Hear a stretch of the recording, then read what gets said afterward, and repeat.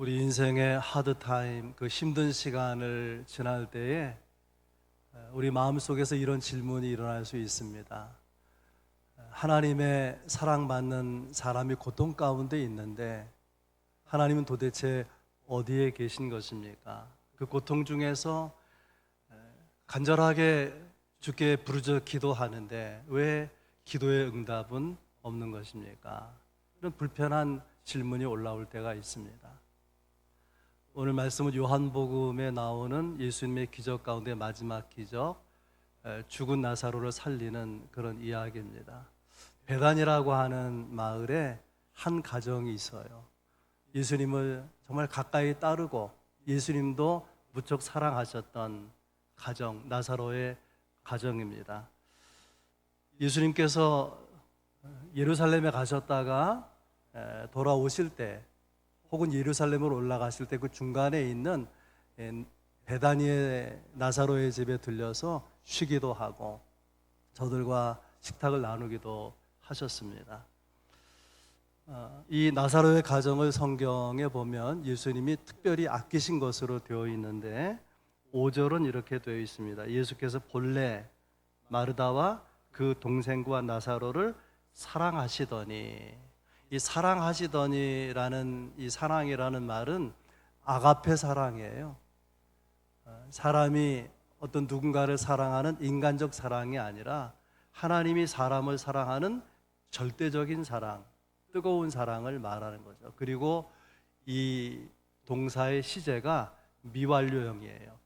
그러니까 예수님이 이 가정을, 이 남매를 향한 사랑은 현재 진행형 사랑이라 그런 말이죠. 그렇게 뜨겁게 사랑하시는 사람들인데 이 가정에 나사로가 병들어 죽어갑니다. 그래서 동생 마르다와 마리아가 급하게 사람을 예수님께로 보내서 이렇게 말합니다. 3절에 보면 주여 보시옵소서 사랑하시는 자가 병들었나이다. 마르다 마리아는 예수님의 사랑을 확신하고 있고요. 이 예수님의 사랑에 모든 희망을 걸고 있는 거예요. 사랑하시기 때문에 한 걸음에 달려와서 도와주실 것이다, 고쳐주실 것이다, 그렇게 여긴 것이죠.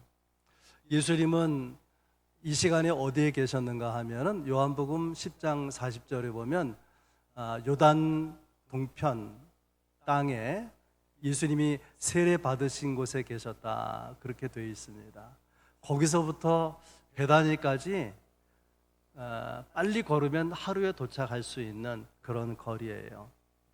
그런데 병들어 죽어간다는 소식을 들으시고 계신 곳에서 당장 달려오지 않고 이틀을 더 머물러 계신 것입니다. 그리고 이제 나사로의 무덤 앞에 왔을 때 성경은 이렇게 기록해요. 17절에 나사로가 무덤에 있은 지 이미 나흘이라. 죽은 지 나흘 됐다, 그 말이죠. 중동에서는 더위 때문에 시신이 부패하니까 죽으면 그날 장례를 치르거든요. 3일장이 아니고. 그래서 예수님이 계신 곳까지 오는데 하루, 이틀을 지체하시고 또 예수님 베다니로 오는데 하루, 그러면 나흘이 되는 것이죠.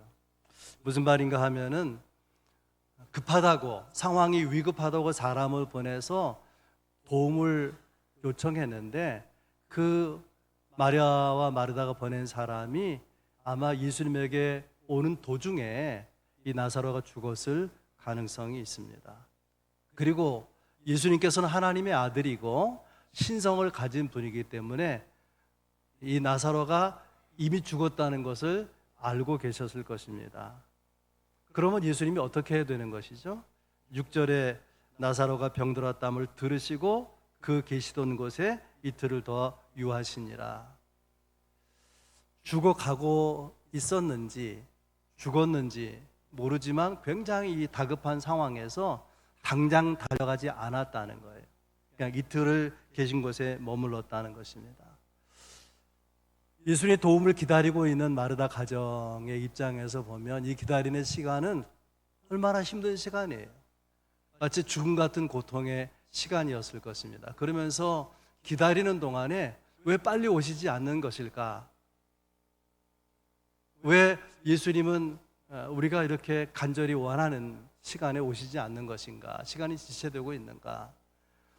예수님에 대한 사랑이 회의로 바뀌는, 예수님을 향한 긍정적인 마음이 부정적인 마음으로 바뀌는 충분한 시간일 것입니다.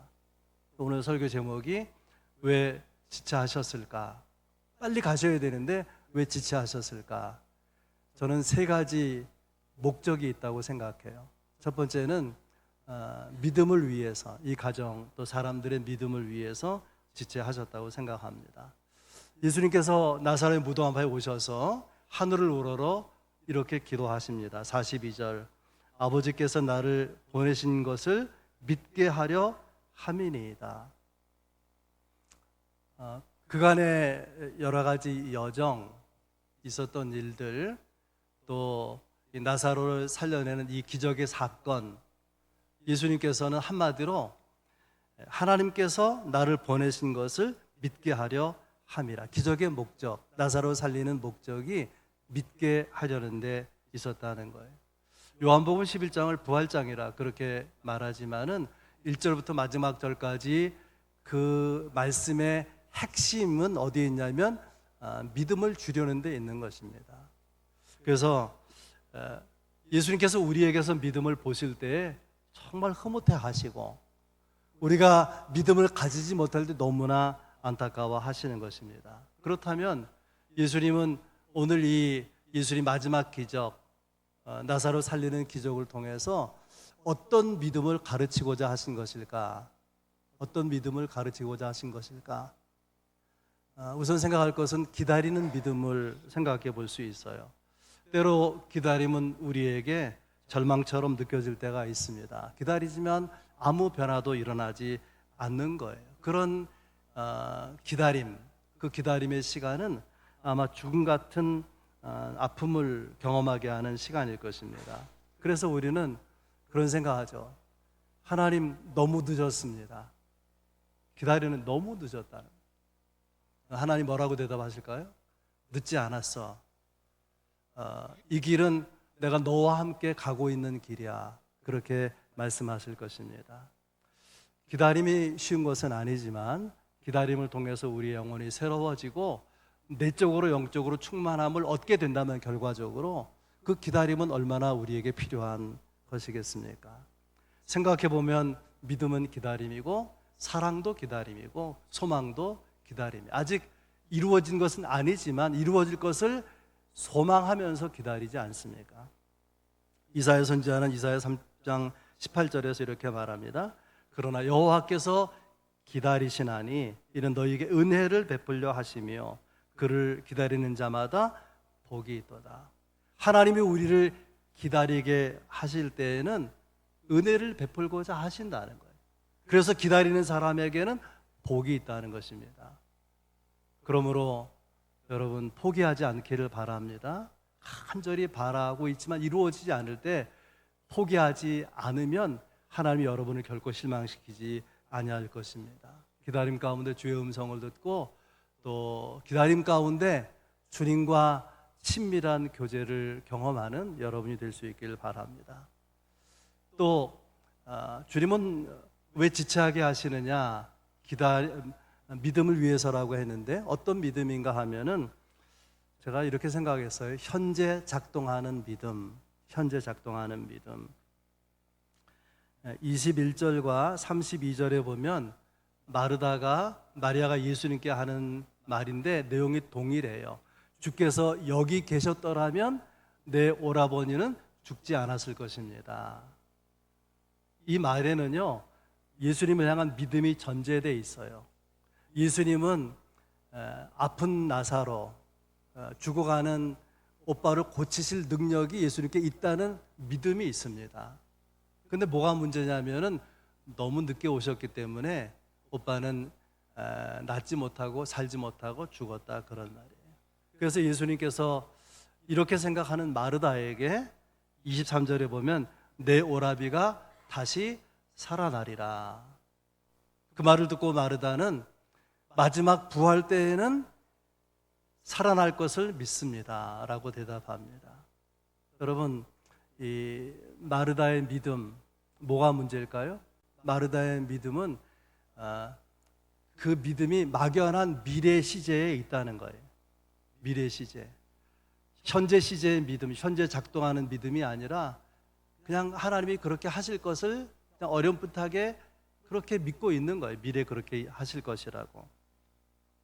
우리도 그렇지 않습니까? 예수 믿기 때문에 죽은 다음엔 천국 갈 거라고 믿어요. 예수님은, 하나님은 살아계시다고 믿습니다. 또 죽은 자를 살리는 능력이 그분에게 있다고 믿어요. 그분의 능력과 지혜를 믿는 믿음이 있습니다. 문제는 오늘 나의 삶을 변화시킬 능력을 믿는 믿음은 부족하다 그 말이에요. 그 시제가 그냥 막연하게 미래에 가 있는 거예요. 오늘 하나님의 능력으로, 하나님의 역사로 내 삶이 변화되리라, 현재 작동하는 믿음, 그 믿음이 부족한 것이죠. 여러분의 믿음이 현재 시제가 될 수 있길 바랍니다. 믿음을 위해서 지체하시는데 또 어떤 믿음인가 하면 부활의 믿음이에요. 예수님께서 이틀 계신 곳에 더 유하시는 동안에 치유의 시간이 너무 지체되고 만 것이죠. 그럼에도 불구하고 예수님께 7절에 보면은 제자들에게 유대로 가자, 사역의 자리로 가자 그 말이에요. 어디로 가야 되는 거죠? 원래는 베다니로 가야 되는데 유대로 가자고 하는 거예요. 아니, 예수님은 나사로를, 그 가정을 사랑하신다고 하는데 잊어버리신 것입니까? 꼭 잊어버린 것만 같아요. 다행히 11절에 이렇게 기록하고 있습니다. 우리 친구 나사로가 잠들었도다. 그러나 내가 깨우러 가노라. 예수님께서 나사로를, 그 가정을 잊어버린 것 같았는데 아니라고 하는 거예요. 그리고 이 나사로를 뭐라고 부릅니까? 친구 나사로. 친구 나사로.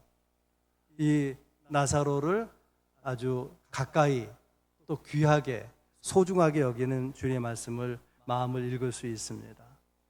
그리고 말씀하시기를 나사로가, 친구 나사로가 잠들었는데 깨우러 가겠다, 비유로 말씀하신 거예요. 죽음을 자는 것으로 비유한 것인데 제자들은 알아듣지 못했어요. 그래서 12절에 보면 잠들었으면 낫겠나이다.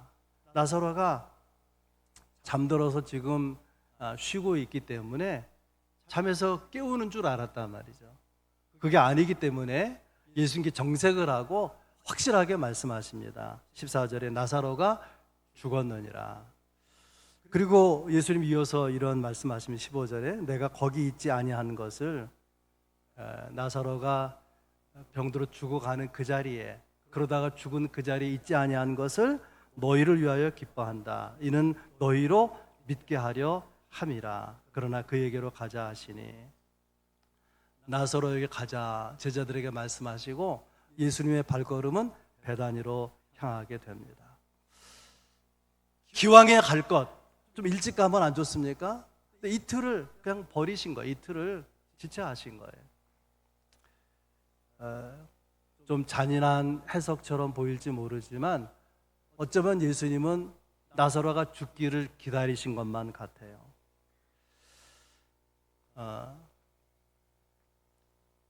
나사로의 가족이나 사람들은 예수님께 치유를 처음에 기대했습니다.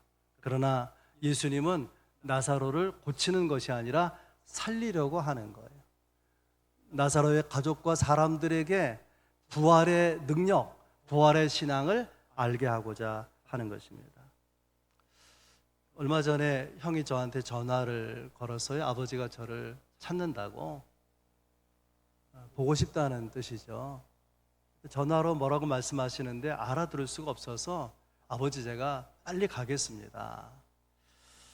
저는 아버지의 죽음이 그렇게 임박했다는 것을 알아차리지 못했어요. 왜냐하면 건강했기 때문에. 요양병원에 입원한 사람 중에 가장 건강해, 근력도 강하고 요양보호사들이 어떻게 할 수가 없어요.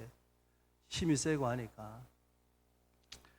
그리고 지난 월요일 새벽에 기도하면서, 제가 설교 마치고 혼자 기도하면서 아버지 생각이 간절해서 기도를 드리는데 평상시와 전혀 다른 기도가 입에서 나왔어요. 하나님, 아버지에게 더 살 삶이 만약에 남아 있다면 은혜를 베푸셔서 통원 치료하더라도 태어나면 좋겠습니다. 그 마음이 상하지 않고 인격이 손상되지 않고 품위 있게 살면 좋을 것 같습니다. 그러나 이 병원에서 이렇게 힘든 시간을 보낼 것 같으면 영혼을 부르시면 좋겠습니다. 왜냐하면 나이가 95이거든요. 장수하셨고 또 예수 믿고 장로도 되셨으니까 구원받은 게 확실하고 천국이 확실하지 않습니까? 그런 기도를 마치고 이제 제 방 목양실에 들어갔더니 아내가 기다려서 하는 말이, 여보, 아버지가 새벽 4시에 소천하셨대. 아버지는 새벽 4시에 돌아가시고 저는 6시 반에 그 기도를 드리고 있었던 것입니다. 제가 그 말을 듣는 순간에 제일 먼저 떠오른 문장이 하나님이 하신 일이다. 하나님이 하신 일이다. 전화를 바꿔서 아들의 목소리를 듣고 싶어한 그것은 아버지가 죽음을 준비하는 거죠. 또 제가 평상시에 다른 기도를 드린 것, 예수 믿기 때문에 죽은 다음에 부활하고 영생할 것, 천국 갈 것을 제가 믿는 것이죠. 그래서 영혼을 불러가셔도 좋겠습니다. 하나님은 일하신 거예요. 아버지의 마음을 준비시키고 저의 마음을 준비시킨 것입니다. 사람들이 저한테, 여러 사람들이 그런 말을 했어요. 그렇게 건강하시다고 하더니 왜 갑자기 돌아가셨냐. 저는 그런 말을 들으면서 마음의 흔들림이 없었습니다. 왜냐하면 하나님이 하신 일이라고 믿기 때문에, 또 그것은 남아있는 가족들, 자녀들에게 주신 하나님의 축복이라고 생각하기 때문에 전혀 그런 말이 흔들리지 않았습니다. 여러분, 주님은 우리에게 믿음을 기대하십니다. 하나님의 때를 기다리는 믿음, 현재 작동하는 믿음, 부활과 부활의 능력을 믿는 믿음, 그런 믿음이 우리 안에 있을 때 우리는 평안을 누릴 수 있고 세상에 알지 못하는 기쁨과 또 감사를 드릴 수 있지 않겠습니까? 첫 번째 드린 말씀이고요. 두 번째, 왜 예수님이 지체하셨을까? 영광을 위해서. 여러분, 이 나사로를 살리신 사건 후에 그 분위기가 확 달라집니다. 그래서 유대인들이요, 이렇게 생각하는 거예요. 죽은 사람도 살리는 저 예수 그냥 내버려두면 큰일 나겠다. 48절에 이런 말씀이 나와요. 만일 그를 이대로 두면 모든 사람이 그를 믿을 것이요, 그리고 로마인들이 와서 우리 땅과 우리 민족을 빼앗아 가리라.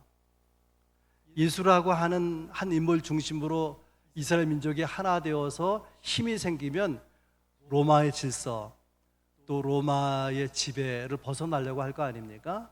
그걸 누르기 위해서 땅과 재산, 목숨을 빼앗아 갈 거라 말이죠. 이런 염려가 있었기 때문에 대제사장 가야바가 이런 제안을 합니다. 50절에 한 사람이 백성을 위하여, 이 한 사람은 예수님이에요. 한 사람이 백성을 위하여 죽어서 온 민족이 망하지 않게 되는 것이 너희에게 유익한 줄 왜 생각하지 못하느냐. 예수가 죽은 사람 살리는 것은 대단한 일이지만 민족이 어려움에 처하는 건 있을 수 없다. 죽여서 좀 평안하게 살고 싶다, 그런 뜻이에요. 그래서 이 시간부터 예수님을 죽이려고 하는 계획이 시작된 것입니다. 그런데 예수님은 이미 자기가 죽음에 넘겨질 것을 예상하고 계셨어요. 그런 내용을 4절에서 읽어볼 수 있어요. 이 병은 죽을 병이 아니라 하나님의 영광을 위하며 하나님의 아들이 이로 말미암아 영광을 받게 하려 함이라. 죽을 병이 아니라, 안 죽는다는 말이 아니라 죽은 나사로를 살릴 거 아닙니까? 이를 통해서 하나님의 영광을 받으시고 하나님의 아들이 영광을 받으시게 될 거라, 그런 뜻이죠. 이 나사로 가정의 고통, 죽어가는 오빠, 또 죽은 오빠, 이것을 안타까워하는 동생들의 이런 고통의 문제, 이것은요, 하나님의 영광, 그 사건, 하나님의 영광 안에서 다 이해가 될 수 있는 거예요. 거기서 기다려질 수 있고 새롭게 해석될 수가 있는 것이죠. 오늘 본문은 이 나사로의 사건을 통해서 우리의 관심을 하나님의 영광을 향해서, 그리고 하나님의 아들이 받을 영광을 향해 그 관심이 모아지게 합니다. 그렇다면 예수님이 말씀하시는 영광은 무엇인가? 결론적으로 말씀드리면 십자가와 부활입니다. 25절, 26절이 유명한 구절이죠. 나는 부활이요 생명이니 나를 믿는 자는 죽어도 살겠고 무릇 살아서 나를 믿는 자는 영원히 죽지 아니하리니 이것을 내가 믿느냐. 저도 장례식에 설교를 하면은 이 본문으로 설교를 여러 번 했어요.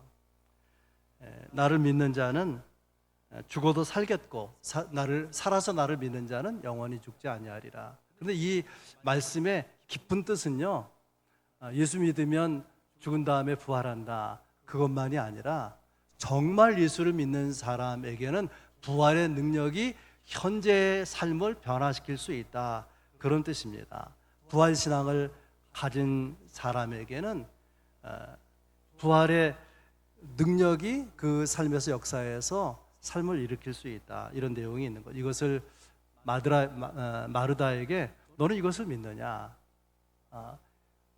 주를 믿는 사람, 부활의 능력을 가지고 있다고 주를 그렇게 믿는 사람의 삶 가운데 부활의 능력이 작동될 것을 믿느냐, 그런 것을 가르치신 것이죠. 아무튼 예수는 우리에게 영원한 생명, 부활 생명, 영생의 삶을 주시기 위해서 십자가를 향해서 가는데, 놀랍게도 예수님 이것을 하나님이 받으실 영광, 하나님의 아들이 받으실 영광이라고 말씀하십니다.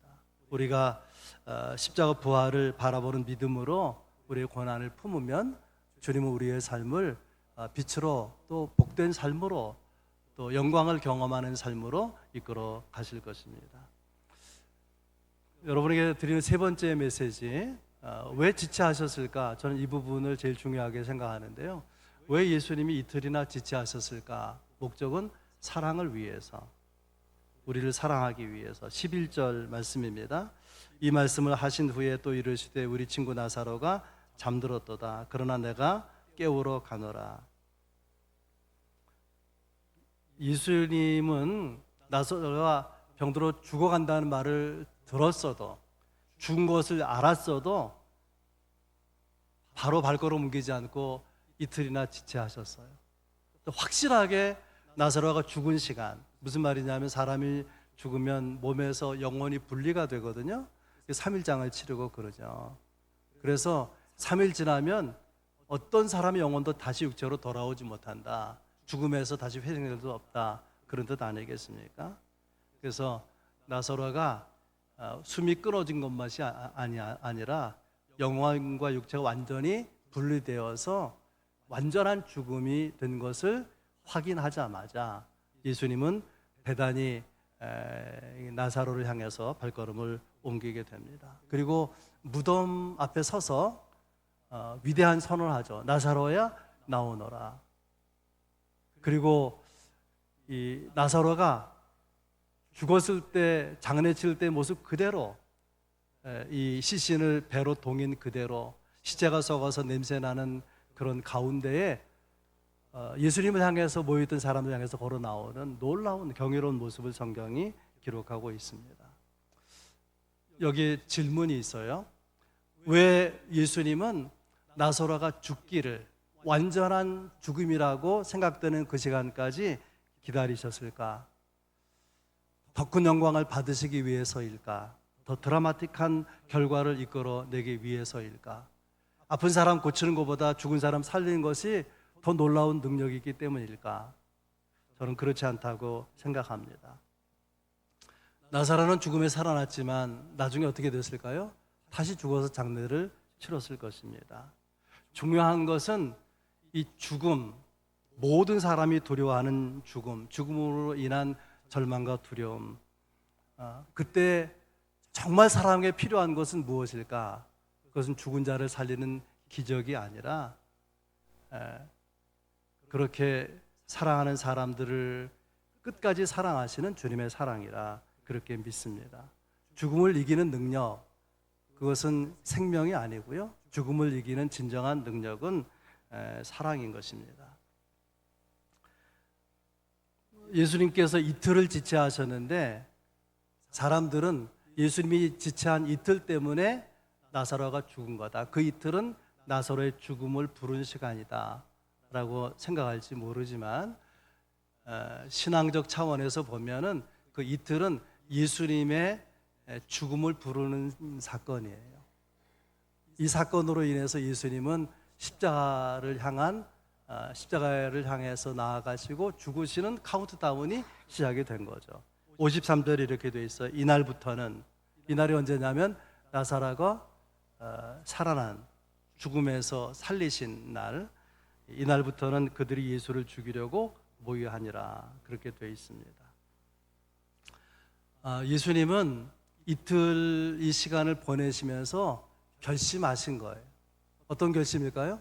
십자가를 지기로. 누구를 위한 십자가죠? 여러분과 저를 위한 십자가죠. 우리의 죽음의 문제를, 두려움의 문제를, 또 우리의 고통의 문제를, 상실의 슬픔의 문제를 해결하기 위해서 자신의 죽음을 결심하신 시간이라고 볼 수 있습니다. 한마디로 말하면 그 시간은 사랑을 결심하신 시간이죠. 그리고 이렇게 결심하시고 이제 그에게로 가자, 15절에 그렇게 말씀하십니다. 이것이 얼마나 어려운 일인지를 예수님의 제자였던 도마가 이렇게 말해요. 16절에 우리도 주와 함께 죽으러 가자. 베다니 나사로가 죽어서 장례를 치른 그 무덤을 향해서 가면서 예수님이 이제 나사로에게 가자, 그에게로 가자 그러니까 도마가 죽으러 가자는 거예요. 죽으러 가자는 거예요. 예수님은 이 사건 이후에 십자가 있다는 걸 알고 계세요. 그러나 가시죠. 그것이 사랑이에요. 사랑은 위험을 감수하는 것입니다. 그래서 고통에 대한, 질병에 대한, 죽음에 대한 해답이 기적이 아니고 사랑이라고 하는 것입니다. 장례 이야기를 한 번 더 하려고 그래요. 장례 중에 많은 사람이 조문을 다녀갔습니다. 아버지는 신앙으로 사셨고 또 건강하게 장수하셨기 때문에 가족 중에 크게 슬퍼하거나 크게 우는 사람은 없었습니다. 그런데 유족도 아닌데 더러 눈물을 흘리는 사람들이 있더라고요. 그리고 그분들의 입에서 이런 소리가 들려졌어요. 저는 아브라함 주간학교 담당 권사인데 장로님이 살아계실 때 저를 너무나 예뻐해 주셨어요. 아브라함 주간학교는 뭐냐면 은퇴한 장로님들 모임이거든요. 큰 교회니까 한 100명씩 된다 말이에요. 그런 인원이. 어쨌든 아브라함 주간학교 담당 권사인데 아버지가 너무 사랑해 줘서 그게 생각나니까 울컥 이렇게 하면서 눈물이 나왔다는 거예요. 이종 사촌 형님이 목회하고 이제 은퇴하셨는데 그분도 이렇게 눈물이 글썽글썽해요. 그러면서 이렇게 말합니다. 이모부가 저희 아버지를 말하는 거예요. 이모부가 목회하는데 얼마나 헌신하고 자기를 사랑하셨는지 생각하면 눈물이 난다는 거예요. 사모인 형수도 그 말을 하더라고요. 남편은 내 마음을 다 이해하지 못하고 시어머니는 나를 오해해서 그런지 다 트집을 잡고 부드러운 음식을 드려도 거칠고 딱딱하다고 하고, 그러니까 남편이 좀 고기나 이렇게 음식을 잘 삶아서 잘 조리해서 드려야지. 당신 먹어보라고 하니까 부드럽거든요.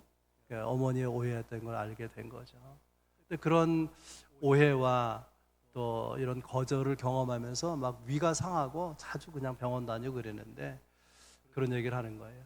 이모님은 그러나 나를 딸처럼 여겨서 이모만 생각하면 눈물이 난다. 그런 이야기를 들었습니다. 매장하기 위해서 차를 같이 탔어요. 그 목사님이신 이종 형님과. 근데 여러 얘기 가운데 제 마음에 남는 얘기를 했습니다. 내가 앞만 보고 달려왔는데 그 후회가 된다. 주변을 돌아보며 살았어야 되는데 하나님께 받은 목회, 이 사명을 감당하는 앞만 보고 달려왔는데 주변의 사람들을 놓치고 살았다는 거죠. 다 사랑하지 못한 후회가 된다. 그런 이야기입니다.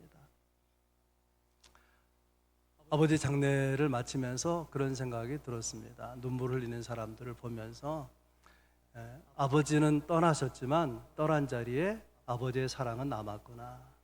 여러분 그렇습니다. 사람을 감동시키는 것도 사랑이고 사람을 변화시키는 것도 사랑이고 끝까지 아름다움으로 남는 것도 사랑입니다. 사랑이 있다면 기적이 없어도 괜찮습니다. 감사하게도 우리가 믿는 예수 그리스도 그분은 사랑이십니다. 우리를 사랑하시기에 기꺼이 그도 두려운 십자가를 지시고 성령으로 우리와 가까이 계신 것이죠. 그분의 사랑이 우리의 모든 시련을 기쁨이 되게 하시고 찬송가의 가사 같이 전날에 한숨 변하여 찬송이 되게 하시는 그분의 사랑의 능력이죠. 그분의 사랑이 성령 안에서 말씀 안에서 우리에게 가까이 와 있지 않겠습니까? 여러분 기적을 넘어 사랑이 부르는 그 자리에 하나님의 놀라운 은혜가 부어지는 그 자리에 우리를 위한 은혜의 시간이 있는 그 자리를 향해서 나아가는 우리 모두가 될 수 있기를 주의 이름으로 축원합니다.